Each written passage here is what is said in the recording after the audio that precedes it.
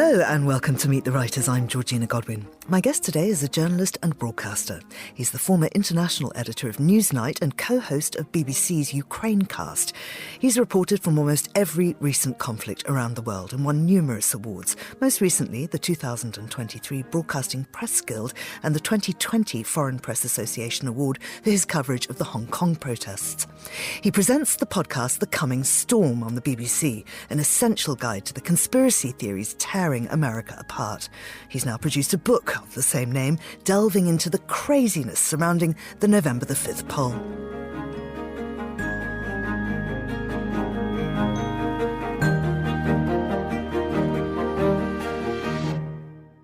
Gabriel Gatehouse, welcome to Meet the Writers. Hello, thanks for having me. Of course, you're very well known to us from our screens and from your reporting all over the world.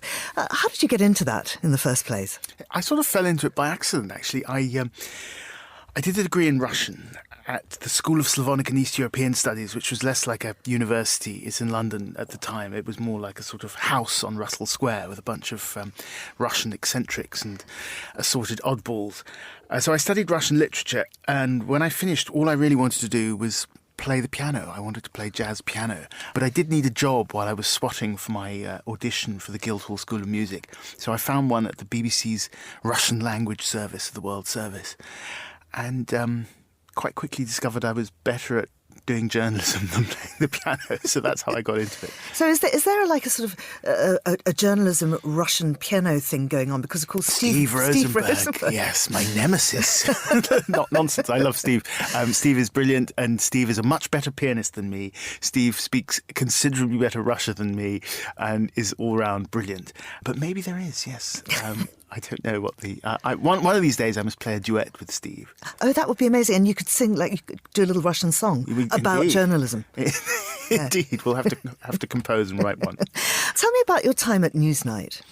I loved Newsnight. It's not the same programme as it was anymore. It's a different programme, which is also quite fun. But it's a talk show. It's a late-night talk show.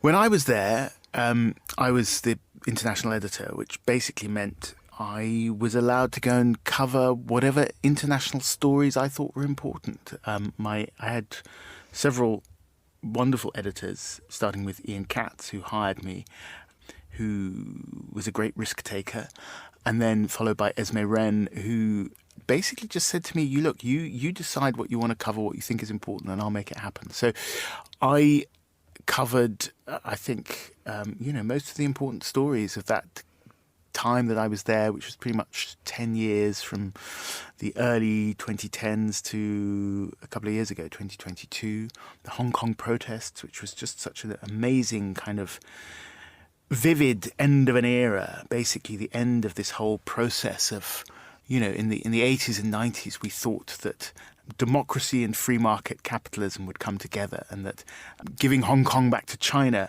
the centre of gravity of free market capitalism, would immediately spread democracy to the rest of China. And of course, the exact opposite happened. And it turned out that autocracy and free market capitalism can exist side by side quite effectively.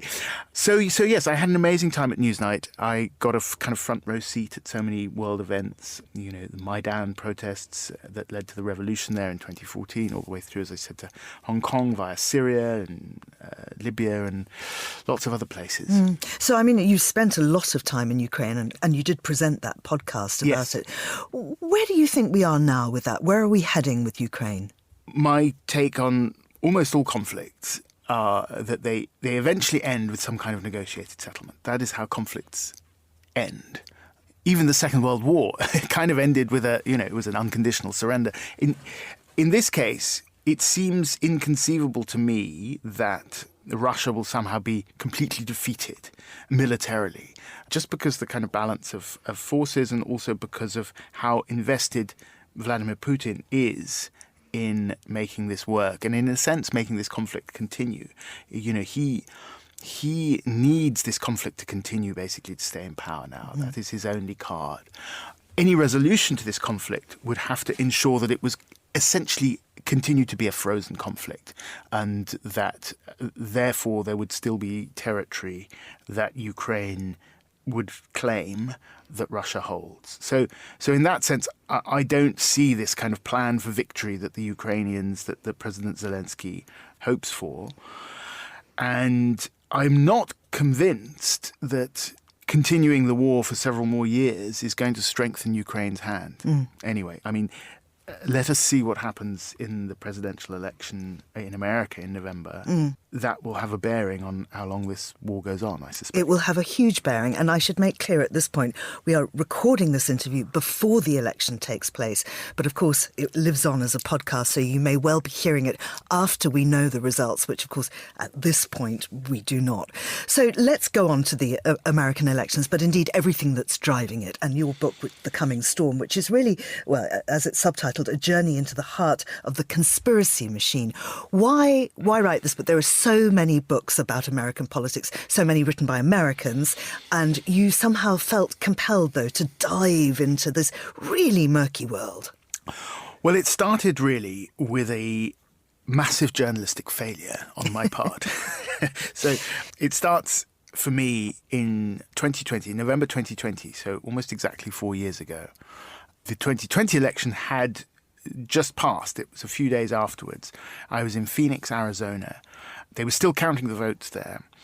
And there was this nascent movement called Stop the Steal. People were talking about massive voter fraud. Trump supporters were talking about that. So I was there reporting it for Newsnight. I arrived in Phoenix outside the Maricopa County Vote Tabulation Center. And the first guy I see is this eye-catching bloke, bare-chested, draped in furs, horns on his head, and a sign that reads, "Q sent me." So I thought, I'll go over and talk to that guy. He looks brilliant. Because, you know, TV journalism is 50% journalism, but 50% about the visuals, about the kind of show business aspect of it. So I go up and talk to him. Friendly guy, but pretty bonkers. And he starts telling me about this kind of convoluted conspiracy theory that boils down to the idea that a cabal of Satan-worshipping paedophiles, possibly led by Hillary Clinton, has stolen the election and is secretly controlling America. So I thought, oh, you know what? You look great, but it would be irresponsible to put you on Newsnight. Newsnight's a serious program. There's serious issues going on here. So I said, thank you, Mr. Chansley, but, you know, thank you very much. Nice to meet you. And we parted ways. I didn't film an interview with him. 2 months later, I was back in London and a mob is storming the Capitol. And first of all, I'm thinking, I wish I was there because, you know, as a foreign correspondent, a reporter, you just want to be where the story is. And I was on the wrong side of the Atlantic. And then I saw him, the same guy with the horns and the furs, in the Capitol, in the Senate, standing behind the desk that Mike Pence had recently vacated.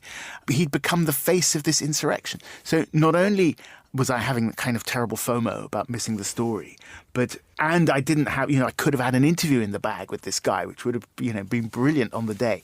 But I also thought I'd actually missed something. This quote unquote crazy story that he told me 2 months earlier, I hadn't paid attention to it, and it was a miss. That story, even though it was completely bogus, it meant something. The story meant something. And that's the book, is really the kind of search for the origins of the story and the meaning of the story. And that's what I want to hear from you. Where does it all come from? Who is Q? What is QAnon? And how did it begin? Okay, QAnon begins in 2017 on this niche website called 4chan. 4chan had been the sort of dark underbelly of the internet, but like a decade earlier. It's the place where a lot of kind of the more toxic parts of internet culture were born. Trolling, the alt-right, but also other things like the anonymous hacktivist network. The whole thing about 4chan is it's essentially Facebook, but anonymous. So it's a message board. You can swap messages there, but everyone is anonymous. Everyone comes up as anon. So hence QAnon. So on this board, there was a sort of established thing that people did that was called LARPing, which stands for live action role play. And it's just a role play game. The people on this website, mostly men, mostly young-ish, but a bit too old to be still living in their parents' basements, those kinds of people with not many prospects in life, people perhaps frustrated, some deep veins of racism, anti-Semitism, misogyny kind of currents running through this website. But they've got this kind of specific subculture, and part of it is LARPing. And in 2017, this person appears on this website saying they have high-level clearance, security clearance in the US government. They're a high-level official, and they have Q clearance, which is a real thing. It's a level of clearance in the government. And they start dropping hints, leaving clues about what is supposed to be an imminent operation to arrest a cabal of Satan-worshipping paedophiles who are secretly running America. It starts with Hillary Clinton, so this idea that Hillary is about to be arrested. And this starts in late 2017, and it goes on sort of under the radar for a few years. It sort of bubbles away. And at the beginning, you could see on 4chan, when you look back at the messages, people know this is a game. They call this guy the LARPer. He's not known as Q yet. He's known as the LARPer guy, the guy who's playing the game. And they're saying, come on, give us something more to play with here. You know, if you're going to be playing a game, give us something interesting. But quite quickly, these messages skip out of 4chan, and people start reposting them on YouTube and Reddit and Facebook and the mainstream internet. And out there, people don't really know what the rules of the game are, and then they're taking it seriously. And so it sort of gets out into the world, and people start believing it.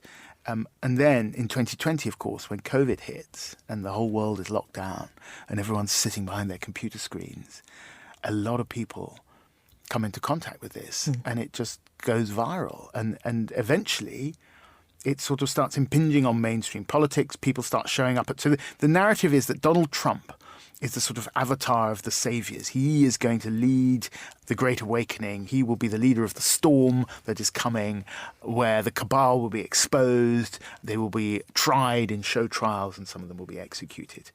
And there's this brilliant clip in 2020, kind of mid-2020, when it really first sort of burst out into the mainstream. And at a White House briefing, a reporter asks Donald Trump, she says, have you heard about this, Mr. President? Have you heard about this QAnon thing? And he goes, oh, I haven't heard about it. And she says, well, it's this idea that you are battling this satanic cabal of paedophiles. Does that sound like something you might be involved in? And you can see him thinking. You can see his eyes moving and thinking. And he goes, well, I haven't heard about that, but is that supposed to be a good thing or a bad thing?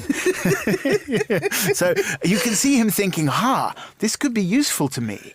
And from then on, it is clear, and the research comes through in the book, that people in Donald Trump's orbit use QAnon to try to first help get him elected, and then after he loses the 2020 election, to push this narrative about the cabal stealing the election. And of course, it also, I mean, you mentioned Hillary Clinton, so it also goes back to before then. Now, there's this thing called the Clinton body count. What's that? Don't tell me you're into it as well. I have to tell you, I was slightly worried reading the book. I thought, my God, he believes all this. Oh, right. Yes. Well, I do quite consciously play with this kind of idea of where does investigative journalism, drawing links and finding links between events across time and space, as it were, where does that kind of tip over into conspiratorial thinking? And I kind of deliberately play with that. Yeah. We can come back to that. But anyway, the Clinton body count, which I don't believe in, is this idea that the Clintons, in their quest for power, have murdered dozens of people, sometimes 50. There are 50 bodies or more. And they include people like Jeffrey Epstein, convicted paedophile who committed suicide in his prison cell in 2019. But they go all the way back to the Clintons' time in Arkansas in the 70s and 80s. It's basically anyone who kind of came into contact with the Clintons who wound up dead basically is added to the Clinton body count by conspiracy theorists. But not chronologically the first body on the list, but in a sense ground zero is this guy called Vince Foster, who was a White House lawyer, friend of Bill and Hillary's from their Arkansas days, who came up with them to Washington when Bill moved into the White House in 1993. And he commits suicide in the summer of 1993. There are 5 separate investigations that say he took his own life. And that was kind of it on the surface of American sort of journalism, obviously, 5 investigations. How many more do you need? But beneath the surface, this conspiracy theory kept bubbling away that Vince Foster knew too much about the Clintons' affairs. The Clintons had had him killed. It was all kind of very nebulous, and there was no evidence for it. There were some sort of loose ends in the police investigation into Vince Foster's death. Because the way you write it, you start thinking, hold on a second. Yeah, well, that's right. And there's to this it. character in here, Ambrose Evans Pritchard, who was the Sunday Telegraph correspondent in Washington, who kind of fell deep into the Vince Foster rabbit hole. I spoke to him for this book, and he said, I never made any determination whether he killed himself or whether he was murdered. But certainly if you read Ambrose's writing from the time, the impression you get is he was murdered.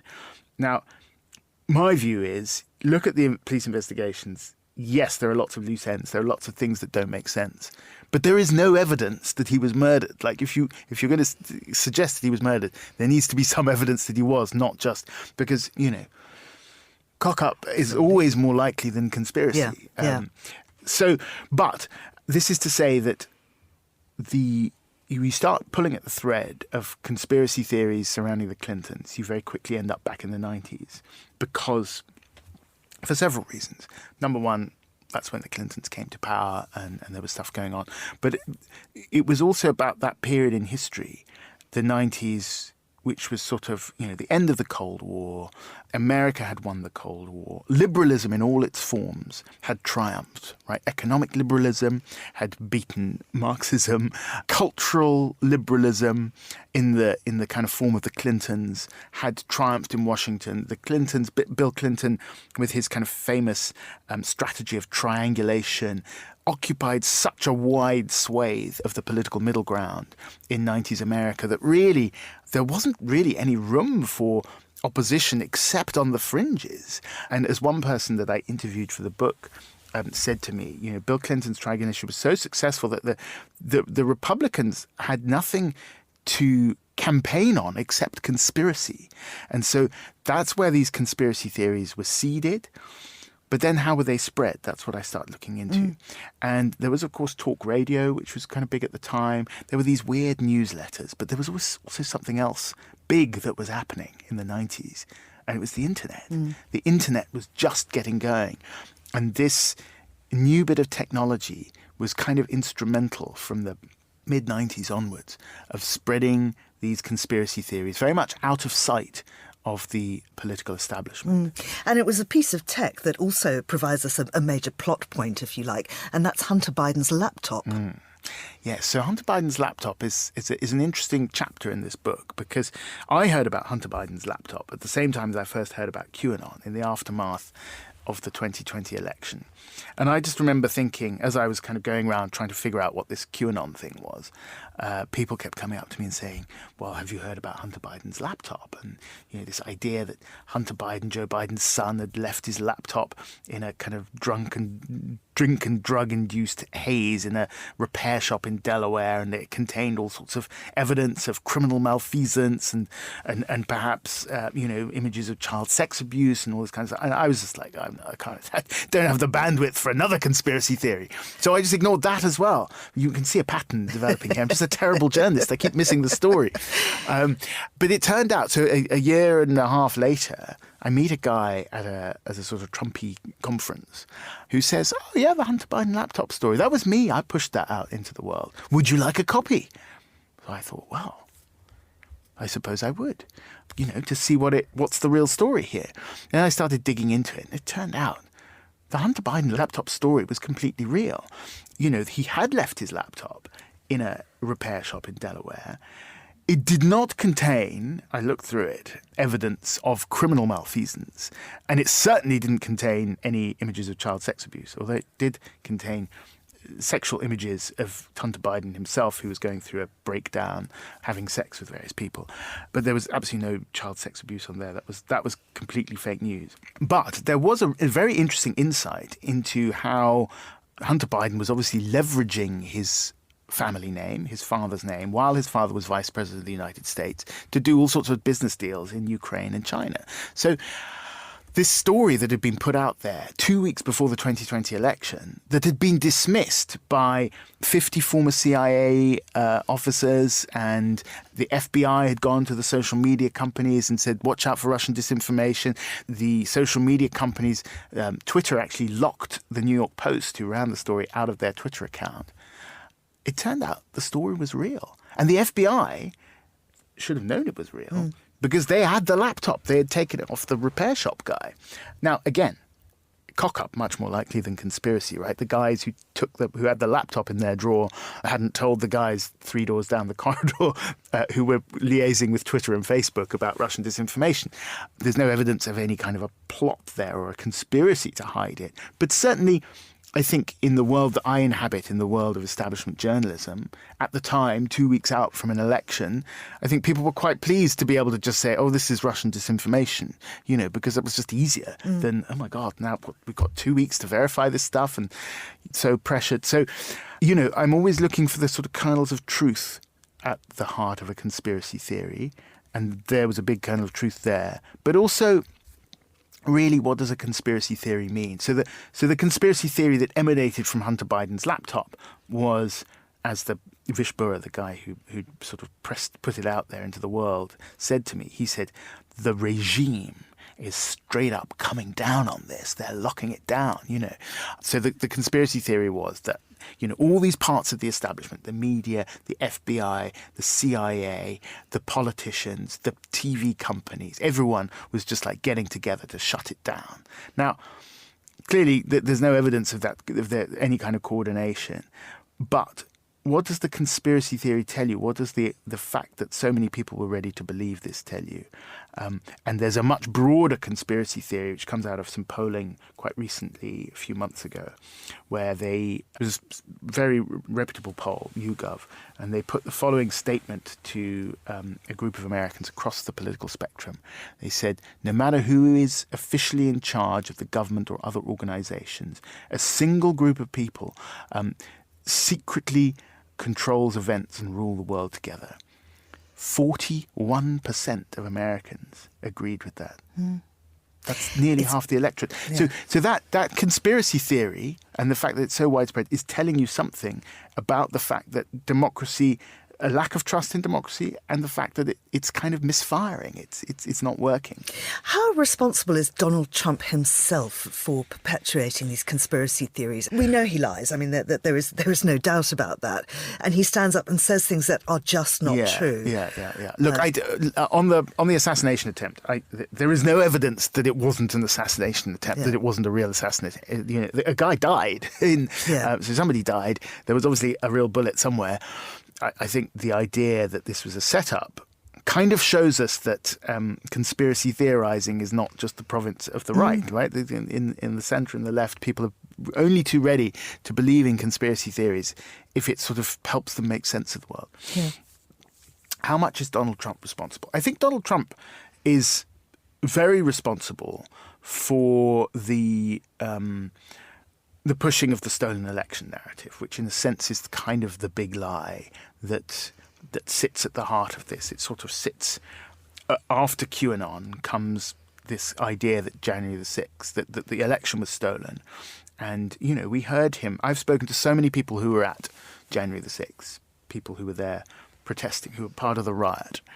And most of these people were there because of a genuine belief that their democracy had been stolen, for which there is no credible evidence, but because their commander-in-chief and their president had told them so. And, that office commands huge respect. So I would say, and some of these people, I for the podcast, I speak to, I never speak to him because he's in jail, but we speak to friends of this guy, Alan Hostetter, a former police chief in Southern California turned yogi who sort of goes down the QAnon rabbit hole and ends up on January the 6th. He is serving 11 years in jail. He didn't even go inside the Capitol. I mean, he did go up the Capitol steps and he did have an axe in his backpack. But he didn't do anything with the axe. And he's doing 11 years in jail. Now, this guy is confused. He believes there's a massive deep state conspiracy against him and against Donald Trump. He's confused. Donald Trump, on the other hand, I don't think Donald Trump is confused. I think Donald Trump just does things that he thinks are to his benefit. So I think in that sense, Trump is quite responsible. But in another sense, there is something much wider, a societal kind of breakdown, a breakdown of a common sense of factuality going on in America. And Donald Trump is a symptom of that, not a cause. Yeah. As I say, we're recording this before the election, and in a way what happens afterwards is the most important thing.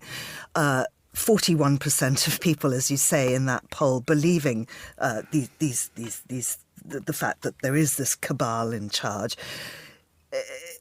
Even if Trump loses, even if it doesn't go up to sort of 50, that still leaves a deeply divided country.